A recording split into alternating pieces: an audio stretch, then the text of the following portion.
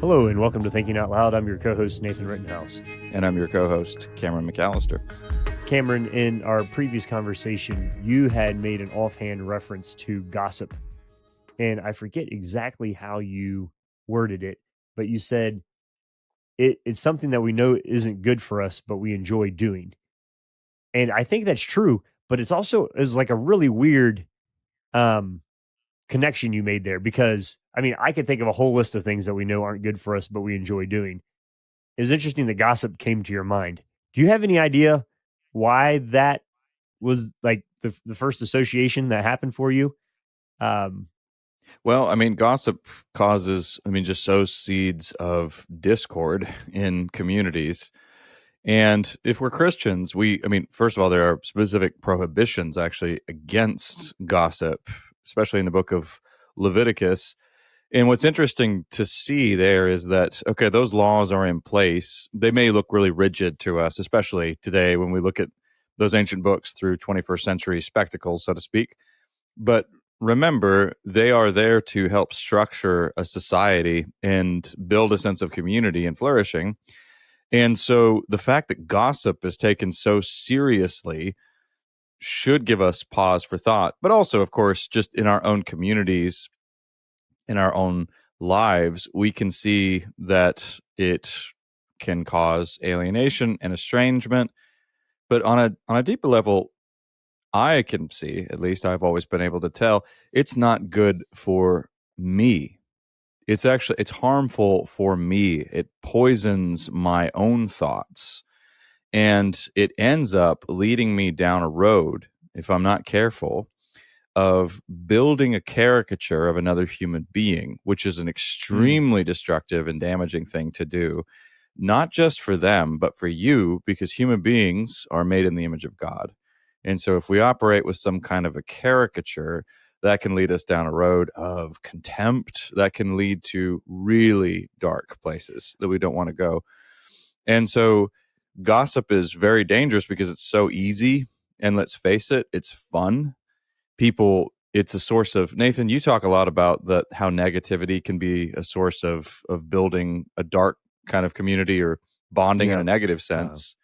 Lots of studies have been done on gossip. It's a real source of bonding, especially in a workplace. It's hard to fit in, but if you start, talking about Jenny's weird obsession with cats, now you can get somewhere with somebody, and now you might be you might build relationships in a very negative sense. Yeah. Those are just some social capital. There you go. It's an economic form of affection and receiving, inclusion. As you're saying that, I had a little list here I was looking at, particularly. Let me read you some just really, really quick scripture passages here. So Proverbs has these two things to say, which I think fit in perfectly. So, I'm just going to skip through a whole bunch of verses here and get little tidbits here. But a gossip betrays confidence. A gossip separates close friends. Without gossip, a quarrel dies down. Just that whole thing we're talking about. But Proverbs also repeats twice this phrase: the words of gossip are like choice morsels. They go down to the inmost parts of a man. And so there's this idea here that it's kind of a delicious treat. It's a choice morsel. It's a delicacy. You crave it, you desire it, and you relish it. But experientially you do, but you also know that it divides, that it brings quarrels and contention and division. But I was really struck by the way you were describing that, is that one of the primary things gossip does is it creates a false image of another person. I think there's truth to that. I was thinking of it, and so I like that train of thought. I was trying to figure out if there's some form of sanctity of self-expression. Now, I know we live in a time in which we're over the top with self-identification, self-expression, da da da da da. But is there, and so I'm not talking about it in pitching to you my identity or something like that, but are there things where really you should hear them directly from me, not from somebody else? So when we think of gossip, you're kind of setting yourself up as a mediator of knowledge where probably you shouldn't be the mediator of that knowledge. Um, and so, are there things that are good to find out about the only person only from that person? And I think the answer to that is yes, because you're properly contextualizing the information, which then goes back into you saying, like, having an actual, well, this person said this. Well, if I say to somebody else, Cameron said, I'm not going to regurgitate the entire conversation. I mean, so somebody could say, well, on the podcast they said, the Bible says there is no God. That's true. The Bible does say there is no God. It says a fool says in his heart there is no God. Now, so you can pull there is no God out of that statement and say the Bible says there is no God.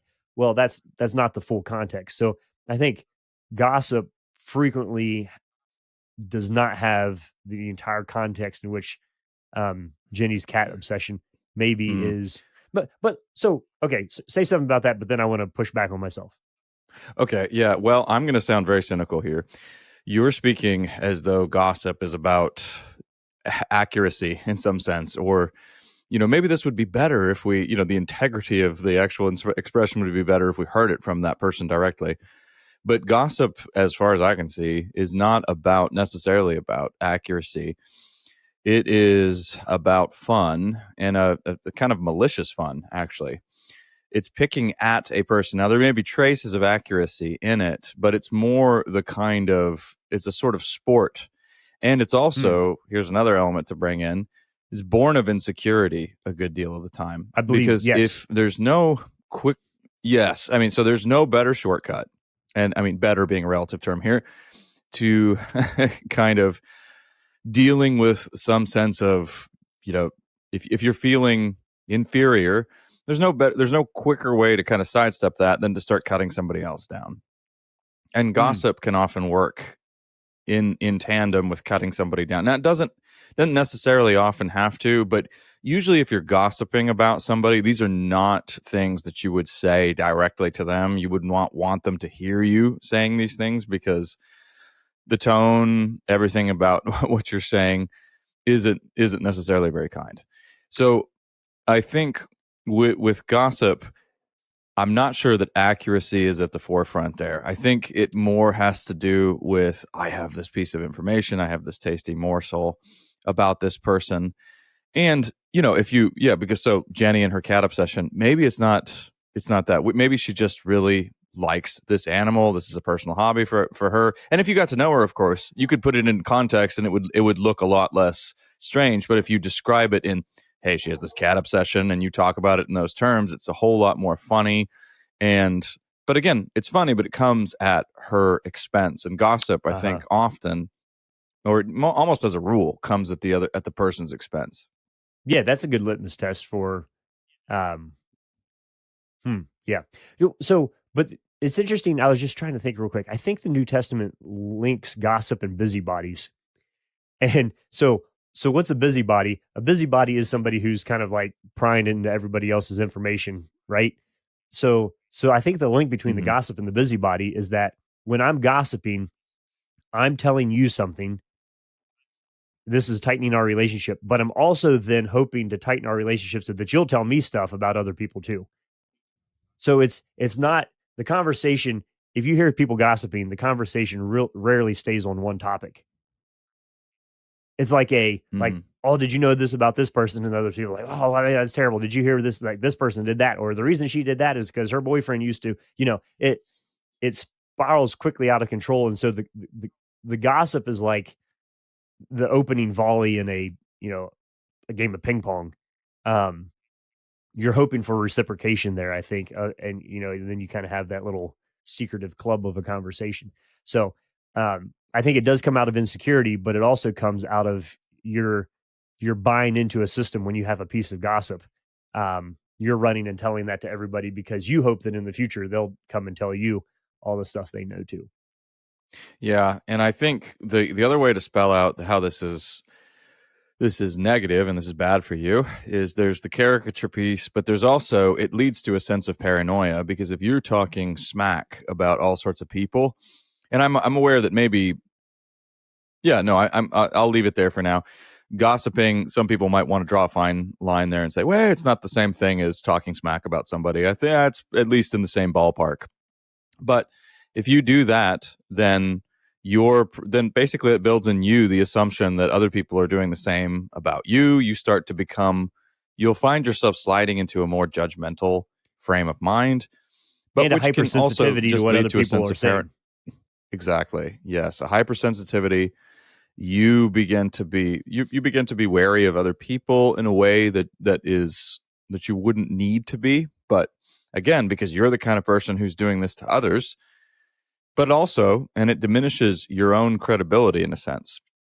I mean, we've all been in conversations. I've been in conversations with somebody before where they've said, oh, this person, well, gosh, yeah, they're always saying terrible things about other people. So I know that who knows what they're saying about me. Well, right. I mean, anybody who's got a good head on their shoulders is going to draw that conclusion. So again, it can lead to various forms of alienation. And of course, then sometimes when the lid comes off and these kinds of, gossip gets uncovered or whatever, it can lead to actual conflict. I mean, very real Mm. conflict, and relationships can be compromised. So there is a reason, for instance, by the way, wise churches have very strict policies on gossip. I've known a number of healthy churches, and in my day, I'm happy to say, and there are many such healthy, flourishing churches everywhere around the globe. And but one thing that I've noticed that they have in common is that they come down very hard on gossip, Mm. because gossip is like a social contagion, and and so it is a very serious thing. It's not taken lightly at all. I know churches where the church leadership, whether depends on what the church looks like, but yet the elders or whoever, they take that very seriously, and they work very hard to push against that in constructive ways and to paint a Yeah. positive vision of why this should not be done, but also using, not above using church discipline there too. Well, let's I can give you some biblical reasons. So some of you might be like, Nathan and Cameron, gossip, not that big a deal. Let me just read you one passage and then I'll be done reading scripture to you for a little bit. So this is Romans 1, talking about God giving them over to a depraved mind to do what ought not to be done. They have become filled with every kind of wickedness, evil, greed, and depravity. They are full of envy, murder, strife, deceit, malice. They are gossips, slanderers, God haters, insolent, arrogant, boastful. They invent ways of doing evil. They disobey their parents. They are senseless, faithless, heartless, and ruthless. Although they know God's righteous decree that those who do such things deserve death, they not only continue to do these very things, but also approve of those who practice them. So, I mean, the reason I read that to you is that gossip That's a is serious listed. list of sins. Yeah. It's not an Yeah. incidental, like it's thrown right in there. But then also Jesus takes this serious. You're talking about like church policy and how Christians engage in this.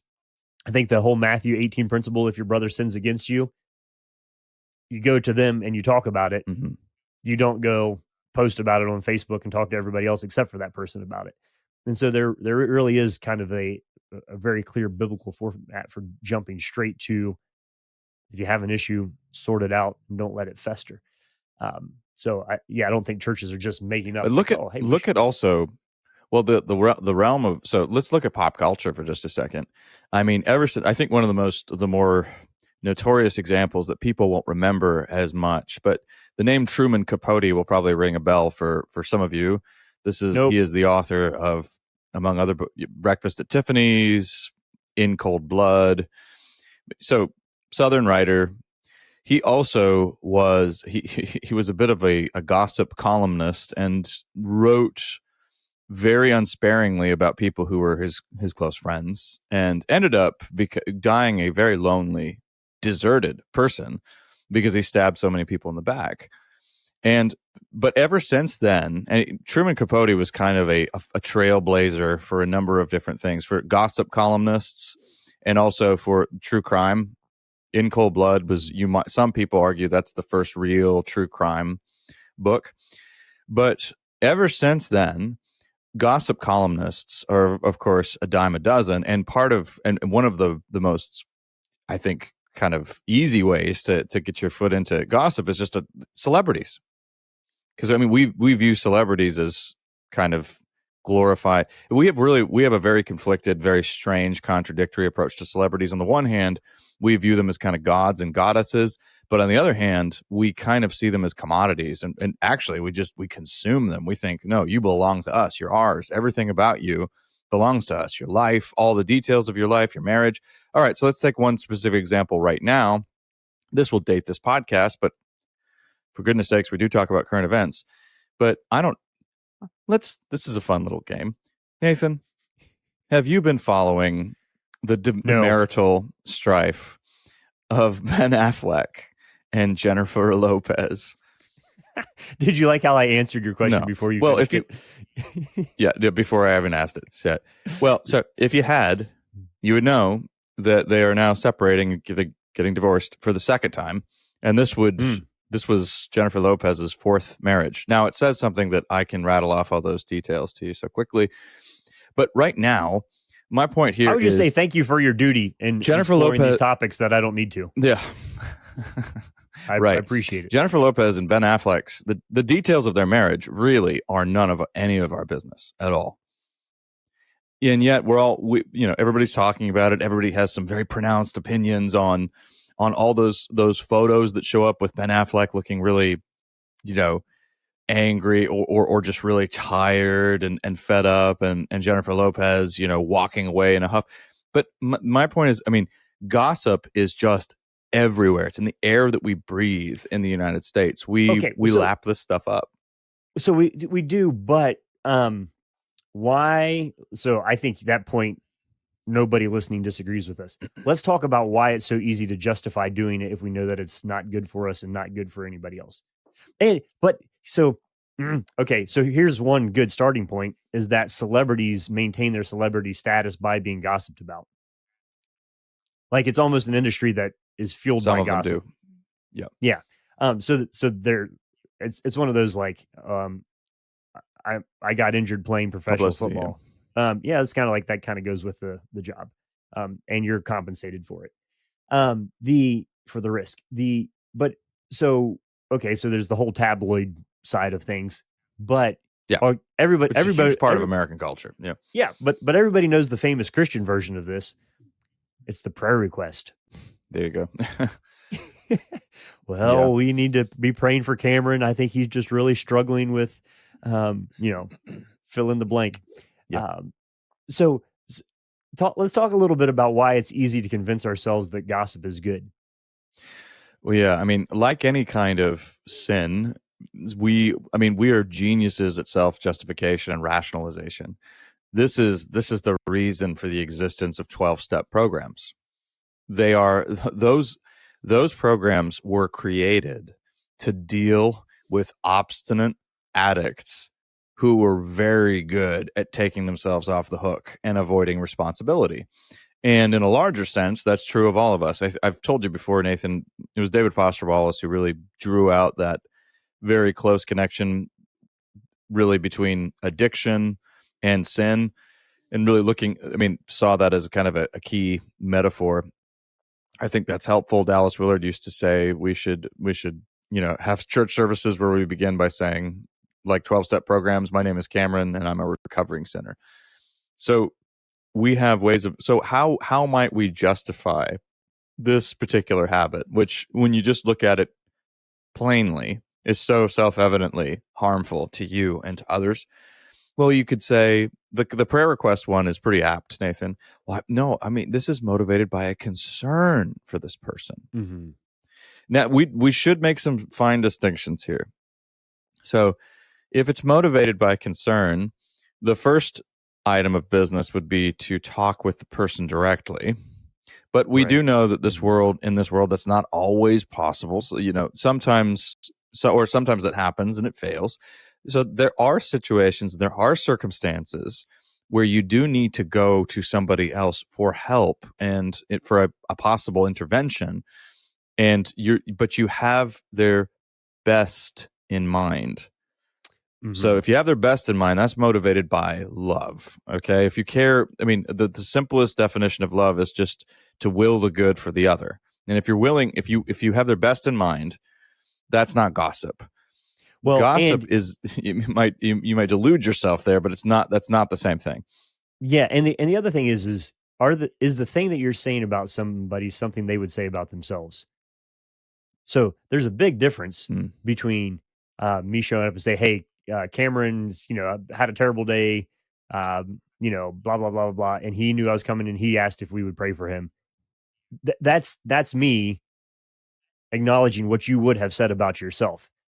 So it's out of concern and care, mhm. but I'm not saying other than something you would. Yeah. So I think there's a distinction there to be made too of like when I'm sharing information about Definitely. somebody, is it something that they would say about themselves?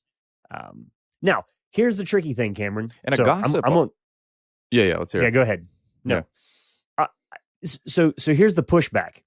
Here's another justification Yeah. of saying there are dangerous, creepy people out there, and we need to let people know. So let's say that in your neighborhood, there you find out that there's somebody who lives several doors down who's on the sex offender registry. What do you do with that? Hmm. So you can very easily say this is a matter of community security. I need Public to run around safety. and tell all my neighbors safety. Yeah.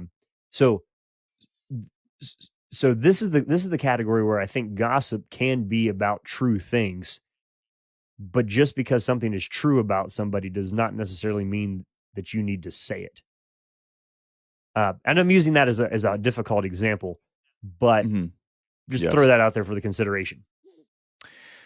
Well, yeah, and I don't have all the answers here, as and I think that there are. Yeah, so you do run into the complexities of life and community, because life and community means you've got the town drunk, you've got the person with the checkered past, you've got, you know what I mean. I'm just describing the regular characters in any basic human community where Mhm. humanity, sinful, fallen human nature is a factor, which it is everywhere, including our churches. So the best direction I think we could go there is we want to be realistic about this. So public safety, all of those factors matter intensely. I think we can make a meaningful distinction between some item of information coming to light about a person that does mean that they pose some kind of a threat. I think we can say that if that is, it would be very much a question of who are we talking to about that then. Okay, so let's Mhm. say it's the neighbor on the sex offender registry. All right, that's a very okay. Who are we talking to about it? Are we talking to people who actually live very close to them and have children of their own, for whom it might be a very serious item of concern? Are we doing so in a loving manner? No, that might sound a little kumbaya, but it's not. There are ways to do this. There are ways to talk about these kinds of things that still honors the person as a person, but takes very seriously what they've done. I think So I think that it would have to be the motivations behind what you're saying. Who are you saying it to? Are you saying this just to some random person just because this gossip often functions like you mentioned social capital. You have a little bit of power when Mhm. when you're known as the person with the scoop, with all the information, and you Yeah. wield that as something that you use to leverage your social position or jockey for something. That's okay. So that's a bad motivation.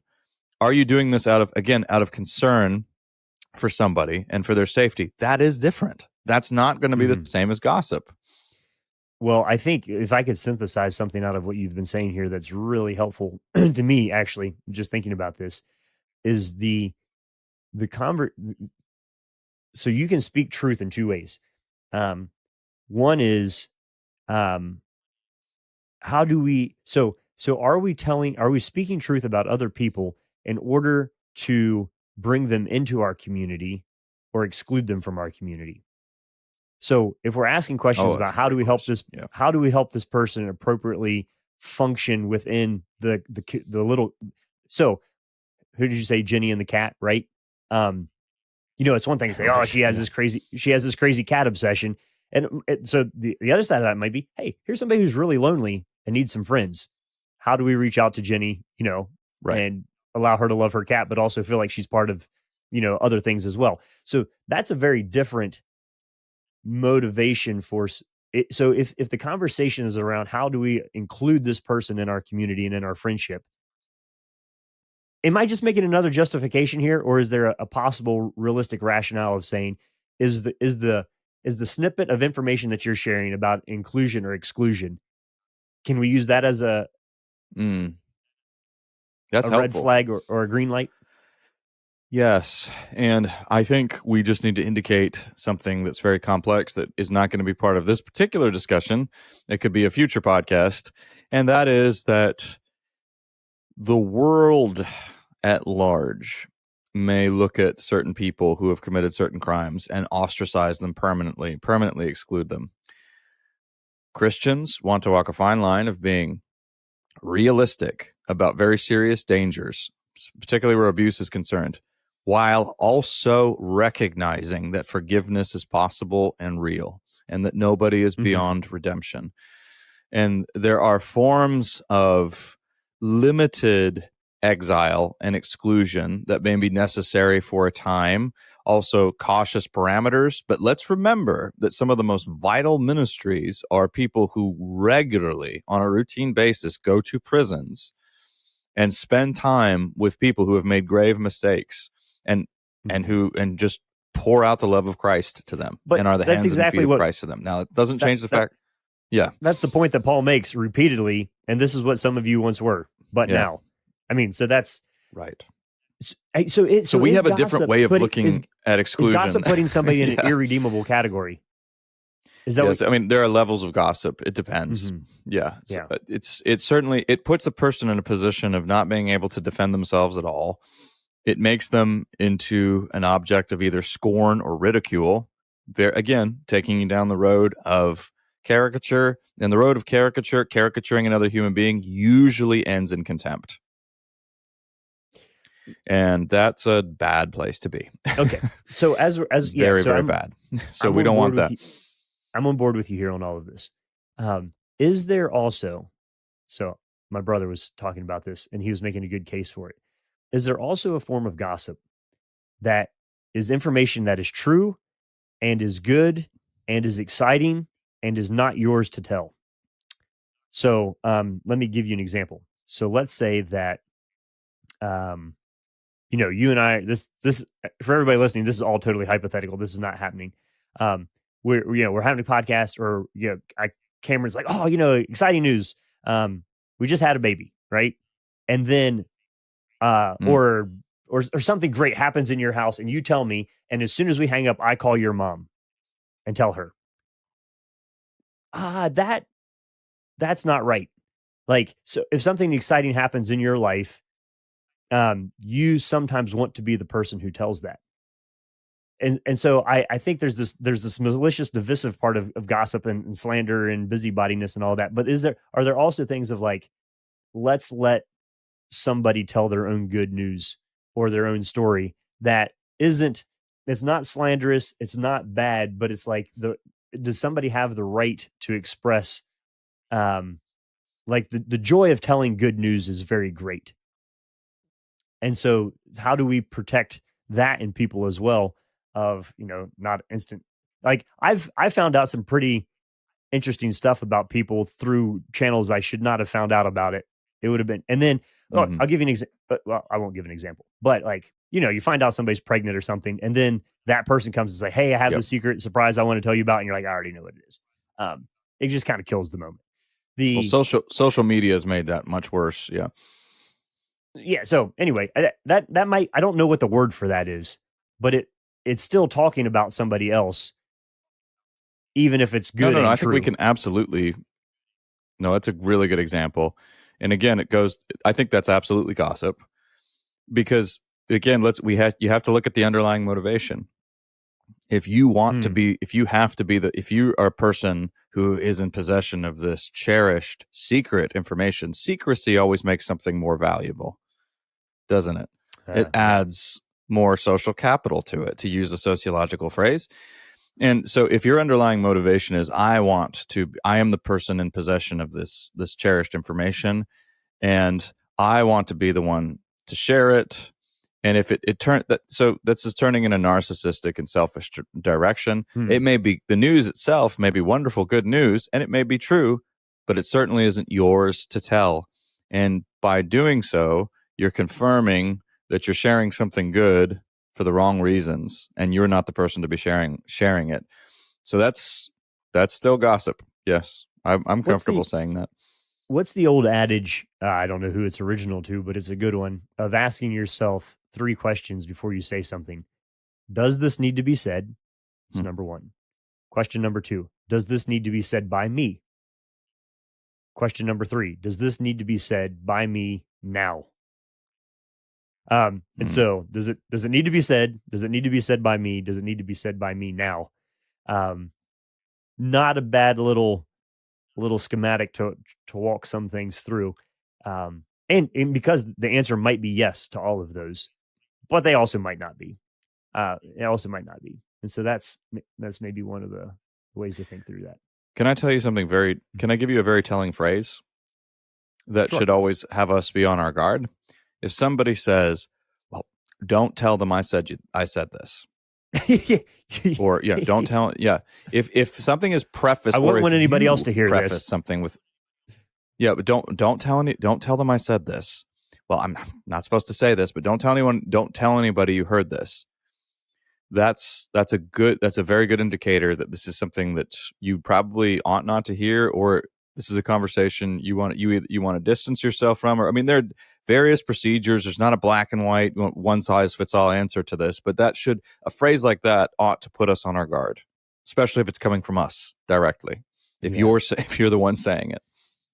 Yeah. The So after you had mentioned that, I sent you an article, this little New York Times opinion piece on gossip and the people who are working hard to abstain from it and the programs and stuff they're going through. And one of the things that was mentioned there about the people who are really trying to abstain from gossip, and I've seen this happen, is that you want to talk about throwing water on a fire. Somebody comes to you and says, "Hey, um, I wouldn't want them to know that I'm the one who said this, but," and if you say, "Hey, hang on, stop right there," it might not be appropriate for you to tell me that. Yeah. You're taking their joy of like sharing the tasty Hmm. morsel and you're stomping it, and so it will influence your relationships if you do that. But it might be the right thing. It is the right thing to do. Yeah. Might no might about it. But Well, one that of the that's that concerns of it's the author was that, hey, will this cost me friendships? I'm going to go ahead and say yes. I think it will if you do that, because I mean this is a very real form of social bonding. I remember a person very close to me years ago described a situation just like that in an office. He was starting to spill the beans about somebody else. Well, not really. They just talk about them and some of their work habits. And he said the other person didn't tell him to stop. Just shut down, got very quiet, and never responded to anything he said about anybody else. Till eventually he became very self aware of it and convicted, and he realized. And this was a Christian setting. This was in a Christian office, by the way. Eventually, the person who told me the story realized I have to change. I need to stop doing this. hmm, So in other words, this other person never directly. There are times basically to shut it down as well and say no, but this person, just by not reciprocating, sent a powerful yeah. message.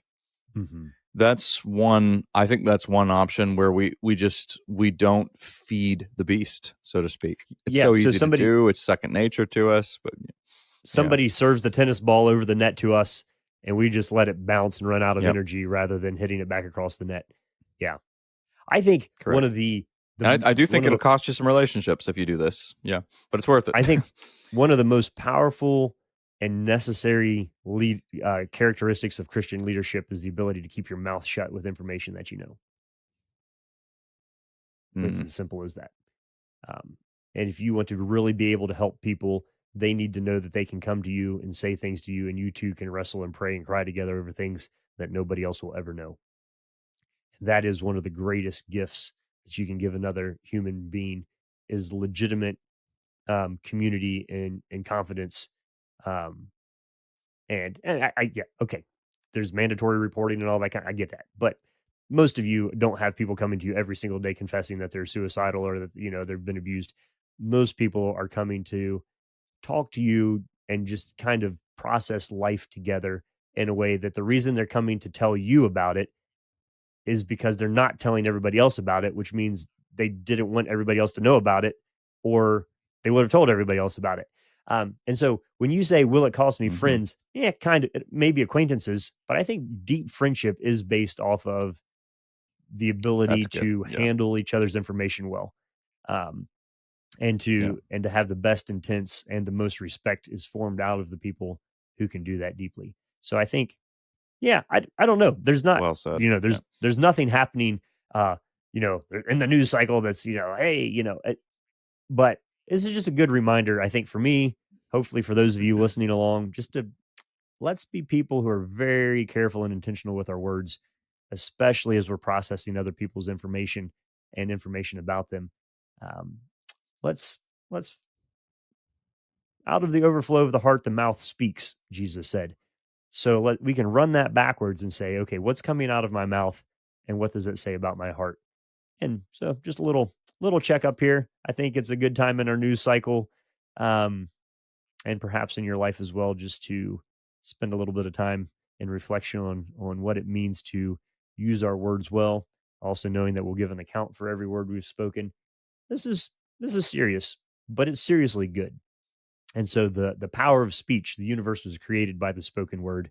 And so I think God does want his people to be people who use words well, um, and in a way that ultimately brings about the type of vision of community and fellowship, not just in relationship with God, but with each other that he intended for us. And so let's be part of those people. Don't know the details of how you're going to work all that out in your life. Sorry if we kicked a beehive for you, but we're not. We all got to think about this. So, anyway, you've been listening to Thinking Out Loud, the podcast where we think out loud about current events and Christian hope. And if you'd like to send us a thought, suggestion, question, info@toltogether.com. And for those of you on TOL Connect, of course, you can continue to straighten this out there. Thanks so much. Thanks for listening to Thinking Out Loud. If you'd like to learn more about what we do, book Nathan or Cameron, or if you'd like to support us financially, whether through a one-time donation or on a monthly basis, you can do so on the donate page at www.toltogether.com. That's toltogether.com. And please consider leaving us a 5-star rating and sharing this content with your friends. It really does help.